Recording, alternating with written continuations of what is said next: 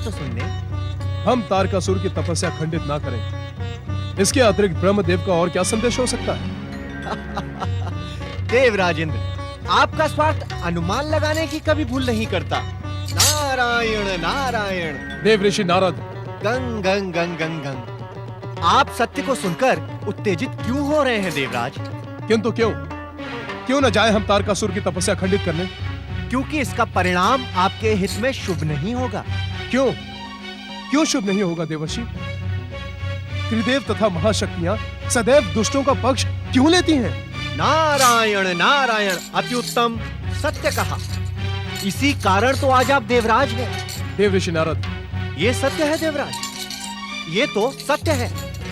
आपकी दुष्टता आपको स्वर्गाधिपति के सम्मानित पद पर एक क्षण भी न रहने देती। ये तो आपके माता पिता के सत्कर्मों का परिणाम है कि आप इस स्वर्गाधिपति के पद पर सुशोभित हैं। देवर्षि, हम ब्रह्मदेव का संदेश मानने को बाध्य नहीं है। नारायण नारायण देवराजेंद्र, जब आप स्वयं अपने दुर्भाग्य को आमंत्रित करने के इच्छुक हैं, तो इसमें मैं कर भी क्या सकता हूं? परमपिता ब्रह्मदेव का निर्धारित संदेश पहुंचाने का जो मेरा कार्य था, वो पूर्ण हुआ। जय श्री महागणेश।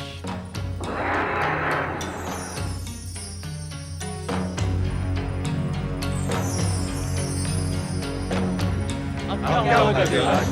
तारकासुर की तपस्या खंडित करने का विचार त्याग देना ही उचित होगा।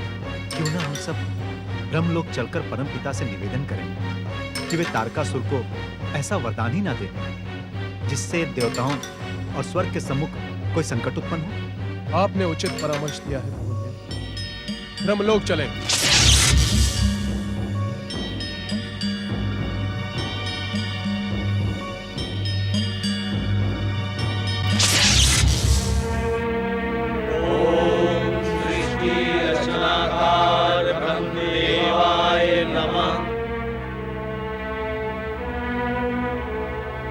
देवराज इंद्र, यदि देवताओं के स्थान पर आप स्वयं देवगुरु बृहस्पति की पाठशाला में जाकर मर्यादा और अनुशासन की शिक्षा पुनः ग्रहण करें तो अधिक उचित होगा। परमपिता, चकित होने की आवश्यकता नहीं है देवराज। आप अपने आदरणीय देवऋषि पूज्य देवगुरु के अपमान का अवसर कदापि नहीं चूकते। इन पर संदेह करना आपका स्वभाव बन गया है।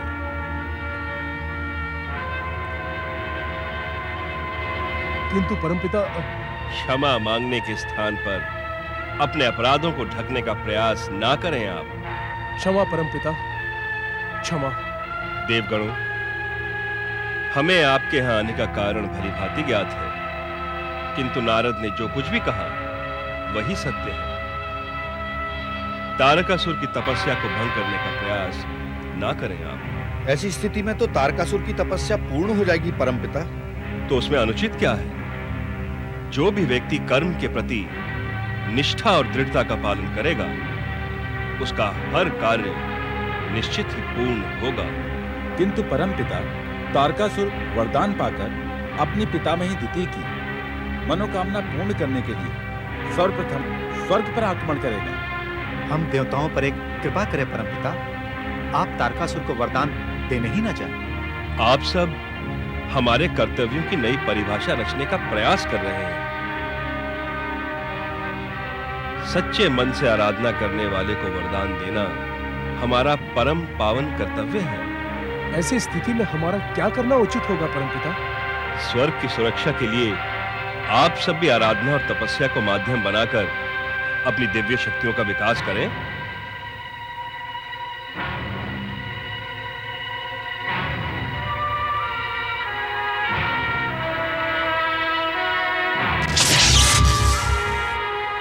नमः स्वाहा। ओम महागणेशाय नमः स्वाहा। ओम महागणेशाय नमः स्वाहा। ओम महागणेशाय नमः स्वाहा। ओम महागणेशाय नमः स्वाहा। ओम महागणेशाय नमः स्वाहा।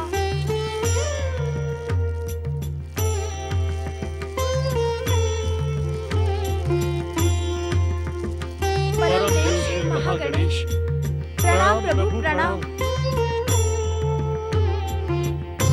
हे परम भक्त ऋषि कश्यप, देव माता देवी अदिति, आपके इस यज्ञ का परिणाम अवश्य ही शुभ होगा। परंतु कहते कहते आप रुक क्यों गए भक्त वत्सल परम देव श्री महागणेश? इस शुभ परिणाम को प्राप्त करने के लिए आपको कुछ युगों तक धैर्य पूर्वक प्रतीक्षा करनी होगी। ऐसा क्यों स्वामी? ऋषिवर, आप इस सत्य से अनजान नहीं हैं कि तारकासुर के जन्म के पश्चात ये युग दैत्य जाति के उत्थान का युग है। तारकासुर अपनी आराधना से ब्रह्मदेव को अवश्य प्रसन्न करेगा तथा वरदान भी प्राप्त करेगा।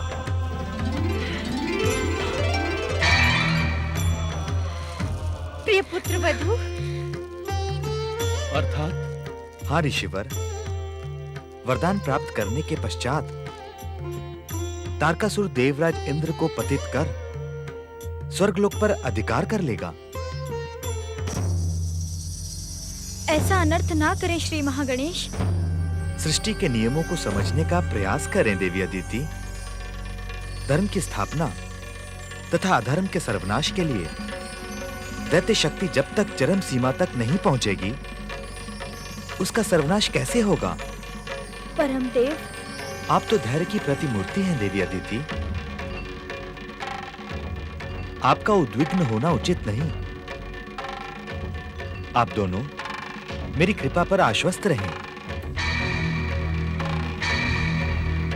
कुछ समय पश्चात देवराज इंद्र को अपना खोया हुआ स्वर्गलोक पुनः प्राप्त होगा। सुख तथा सफलता पाने के लिए संकट, संघर्ष तथा कष्ट अनिवार्य है। परमदेव महागणेश, मेरी आपसे एक प्रार्थना है। दक्ष पुत्री दीदी, हमें तुम्हारी प्रार्थना का ज्ञान भली भांति है, किंतु हम यहाँ तुम्हारे आह्वान पर नहीं पधारे हैं। इस कारण हम तुम्हारी प्रार्थना का उत्तर भी नहीं देंगे। किंतु महादेव शिव की चेतावनी का ध्यान रखना। यदि तारकासुर ने दुष्कर्म किए तो उसका अंत समय से पूर्व ही निश्चित है।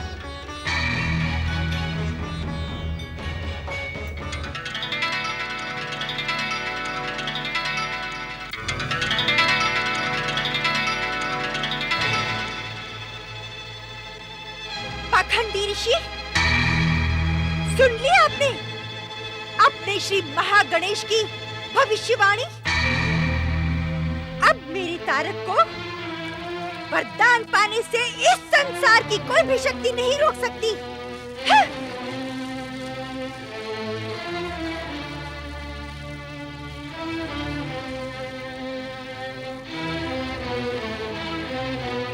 ओम महागणेशाय नमः स्वाहा। ओम महागणेशाय नमः स्वाहा। श्री महागणेश की आराधना में कश्यप अदिति पुनः लीन हो गए, जिनकी आराधना से समस्त जगत को मनोवांछित फल प्राप्त होता है। और अश्विन शुक्ल तृतीया के परम पावन दिन शक्ति स्वरूपा जगदम्बा ने हिमालय मैना की पुत्री के रूप में मानवीय अवतार धारण किया।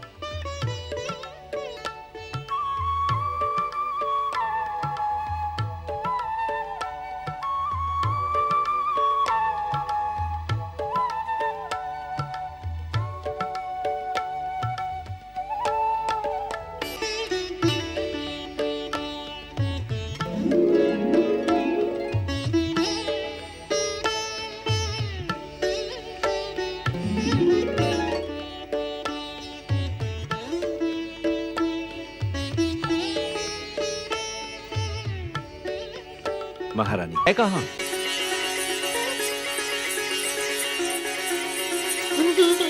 अरे वो आ गई। पिताश्री, पिताश्री। आओ पार्वती आओ। आओ पुत्री, बैठो।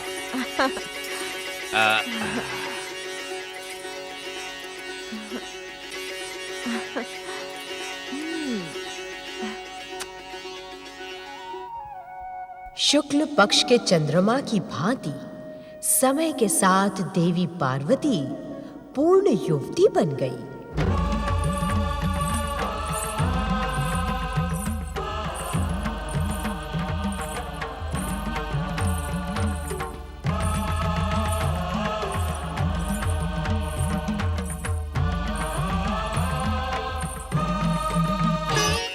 महारानी, पुत्री पार्वती कहाँ है?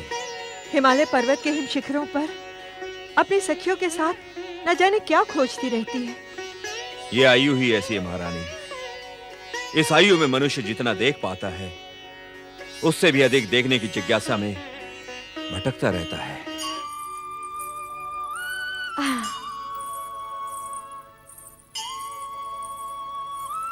प्रणाम माताश्री, प्रणाम पिताश्री। सदा सुखी रहो पुत्री। पुत्री पार्वती, तुम दिन दिन भर कहां भटकती रहती हो? तुम्हारे लिए तुम्हारी माताश्री कितनी चिंतित रहती हैं। माता तो पुत्री के लिए सदा ही चिंतित रहती है, किंतु सत्य तो यह है पिताश्री कि मैं असीम शांति को हिमालय के हिम शिखरों पर खोजती रहती हूँ। पुत्री, तुम्हें वन के भयानक पशुओं का भय नहीं लगता? तनिक भी नहीं माता। मेरी तो इच्छा होती है कि मैं वनराज सिंह पर सवारी करूं। पुत्री पार्वती, परम देव श्री महागणेश की कृपा से तुम्हारी ये इच्छा भी अवश्य पूर्ण होगी। समस्त चराचर विश्व को वरदान देने वाले परम देव श्री महागणेश परम दयालु हैं। वे अवश्य मेरी इच्छा पूर्ण करेंगे। पिताश्री, इस समय मैं आपके समीप श्री महागणेश के पूजन की आज्ञा ही मांगने आई थी। पुत्री, परम देव श्री महागणेश की पूजा के लिए आज्ञा कैसी? परम देव श्री महागणेश का नियमित पूजन तो हर जीव का नैतिक कर्तव्य है। आज्ञा दे माताश्री। अवश्य जाओ पुत्री। परम देव श्री महागणेश का स्मरण करने वाले का सदा ही कल्याण होता है।